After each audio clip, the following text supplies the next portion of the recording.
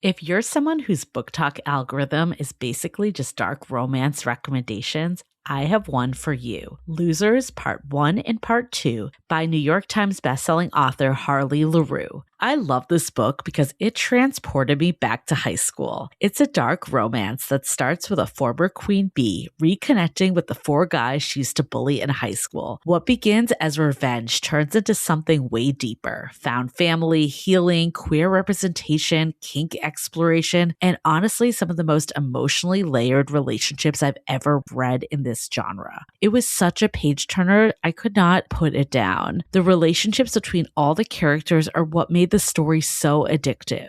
And if you're a physical book collector, the new deluxe editions are gorgeous. They have stenciled edges, exclusive fan art, and the foil covers connect to create one complete set. You can find Losers Part 1 and 2 by Harley LaRue wherever books are sold in print and in ebook. Most people don't realize how much their personal information is being bought and sold every day. Data brokers are making billions, pulling details about you from public records and the internet, and then packaging and selling it, usually without your consent. That's how your information lands in the hands of scammers, spammers, even stalkers. It's why you get endless robocalls and why ads seem to follow you everywhere. That's where Aura comes in. Aura actively removes your data from broker sites and keeps it off. They also instantly alert you if your information shows up in a breach or on the dark web. But Aura goes beyond data protection. With one app, you get a VPN, antivirus, password manager, spam call protection, dark web monitoring, and even up to $5 million in identity theft insurance, all backed by 24/7 US-based fraud support. Other companies might sell just credit monitoring or just a VPN. Aura gives you all of it, together, at the same price competitors charge for just one service. Start your free trial today at aura.com/remove. Protect yourself now at aura.com/remove. Hello, friends. How is everyone doing today? It's Julie, and I'm here with a Quickie, and I want to talk about trust and signs of trust in early dating. I was talking to a friend the other day about, obviously, we all know that trust is paramount in relationships. It's really make or break. Is this relationship going to last? But he pointed out, trust takes time. It takes time to build and to see if someone is trustworthy and they are someone that you can put, that confidence into. And I agree, there's elements of trust that absolutely take time to unfold. But what I said to him was, there are signs, there are signals, there are ways to even look early on if someone has character that represents trustworthiness. So I wanted to take the time to go through this today and talk about some of these early trust symbols that often appear before deep trust has the opportunity to exist. And I think a big piece of this too is in early dating, we only know so much about someone. We don't know their full picture, and we're just looking at the information that we have at hand. And the whole piece of it too is that it's an ongoing process. Someone may appear trustworthy at first, and then they do something a little later on that makes you be this didn't really sit well. And at that point, it's always an opportunity to reevaluate. So let's go through some of the biggest signs and symbols of trust that can appear early on. So the first big one is they do what they say they'll do. Oh, this one's huge, is they text when they say they would, they show up on time, they follow through on small promises. Really, trust starts with consistency and not grand gestures. So again, if they are doing what they say they'll do early on, words and actions align over time, and you start to see that pattern, these are all green flags. Another big one is they stay curious. So instead of assuming, they'll ask, what do you mean by that? Or tell me more, or how was that for you? I think curiosity is such a strong predictor of connection, more than chemistry and charisma. So curiosity, them staying curious, this allows you to be heard. It allows you to feel a safe space where you can share what's on your mind, and you can pick this up early on, even if, they're not asking some of those questions, but they're just not making assumptions or making these sweeping generalizations all people are like this or dating as a whole is like this. I think curiosity around is a huge, again, green flag. Another way that you can build trust early on or gain trust with someone is when they remember little things. So they can recall, things you've talked about. They remember your dog's name or the presentation you had on Monday or your favorite restaurant or that you called your mom and had this conversation. I think anything when they remember communicates I was paying attention, and all of that continues to have that trust form. Another big one is that they can tolerate small differences. Like if you disagree on something, like a movie or politics even, dare I say, but okay, we'll put that one aside for now. Like travel or, food or something like that feels like it is a small difference and neither person can get defensive. That's when trust grows because it allows you to have an opinion. It allows you to have a voice and not feel like you're going to get shot down with anything you say. So I think, also, like, of course, looking for someone that does this, but also saying, like, am I doing this too? Like, this is what builds trust early on. Another one is they don't rush intimacy. I think someone that is trustworthy, they don't need necessarily immediate exclusivity. And this might sound counterintuitive, but they don't necessarily need like constant texting or sharing every secret on day 2.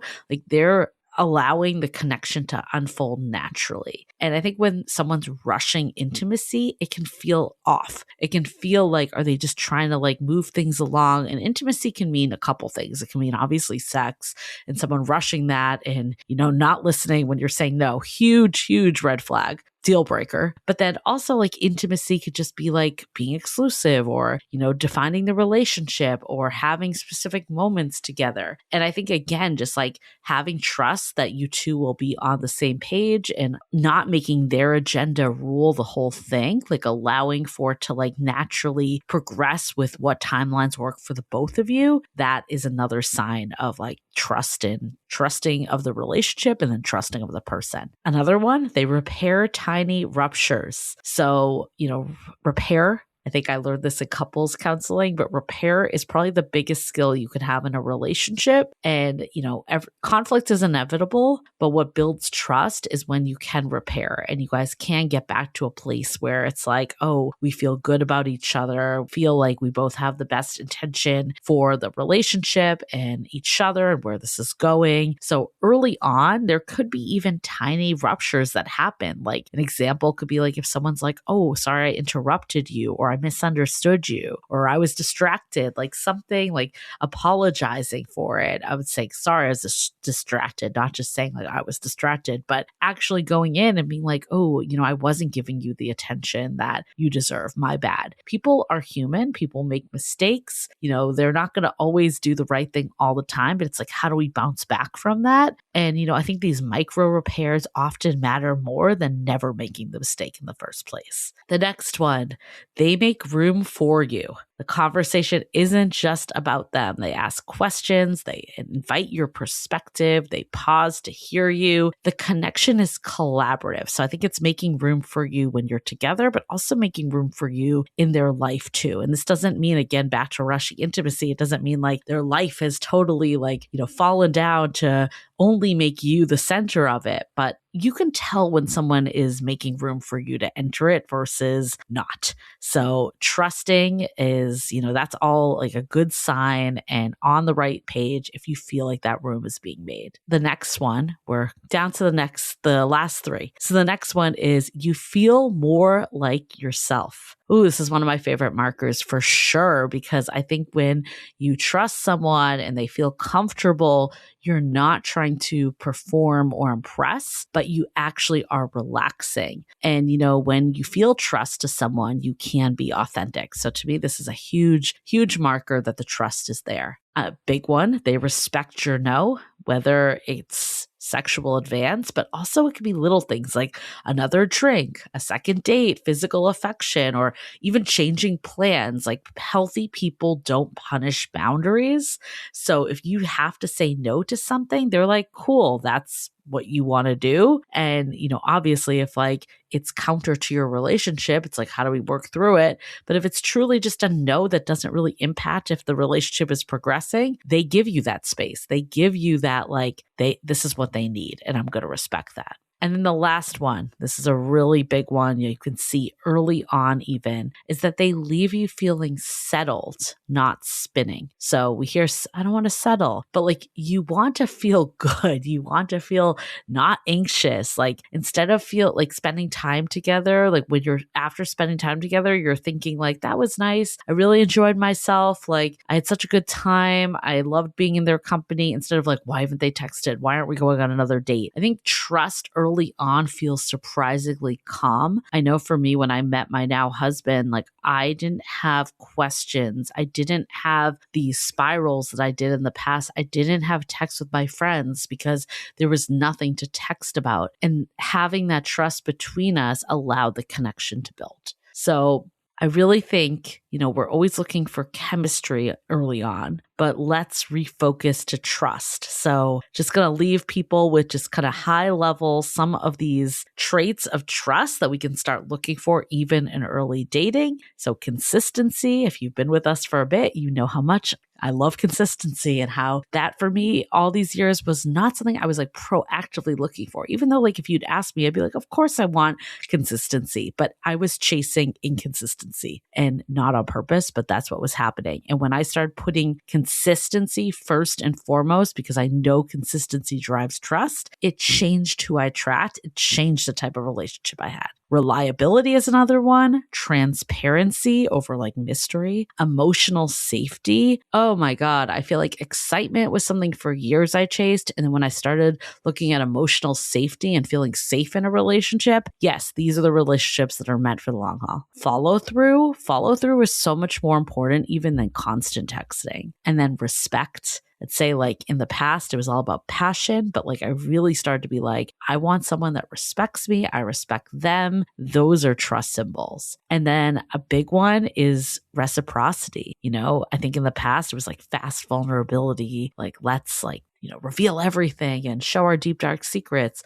And over time, I realized like gradual reciprocity of sharing and hearing is actually like what builds trust. So I hope this helped. I really think like reframing to trust symbols is a richer vocabulary for really noticing these quiet behaviors that help relationships grow. And it really changes the conversation too when you're meeting someone of, is this person perfect, to, is trust being built between us? I think that is a question to ask yourself early on in dating, all the way, as it progresses to different stages.